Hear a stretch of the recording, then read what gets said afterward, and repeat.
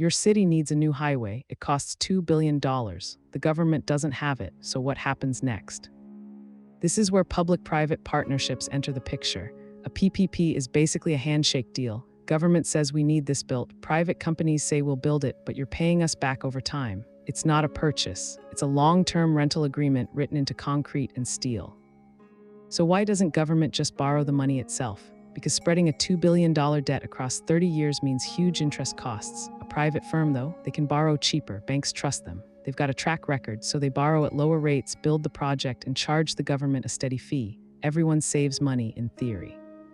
But here's where it gets tricky. The private partner needs profit. They're not a charity, so they charge tolls on the highway or they get a guaranteed government payment every year. Either way, the public pays. The difference is timing. Without a PPP, you pay all at once through taxes. With one, you pay gradually, but you're also paying that private company's profit margin on top. Why do cities do this? Risk transfer. If the private company builds badly, they fix it. They're liable. If government builds it and the bridge cracks in 5 years, taxpayers foot the repair bill. The private firm has skin in the game. They'll use better materials, hire better engineers, and finish on time because delays cost them money. The catch: PPPs aren't magic. Some projects fail spectacularly. Private firms overestimate revenue. Toll roads don't attract enough drivers. Then the government has to bail them out or renegotiate. The public loses anyway, they just lose later after years of payments.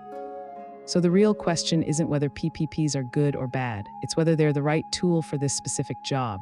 A water treatment plant, PPPs have worked well, the company operates it efficiently and profits from efficiency. A transit system where ridership is unpredictable, riskier. The cost structure matters more than the label. Cities use PPPs because infrastructure is expensive and government budgets are finite.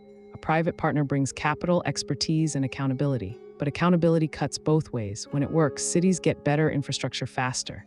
When it fails, the public bears the cost anyway, just through a different mechanism. That's the real economics of the deal.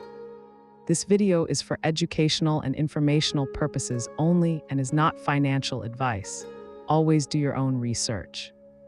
Subscribe to get the economic forces reshaping your city delivered every week. This video is for educational and informational purposes only and is not financial advice. Always do your own research.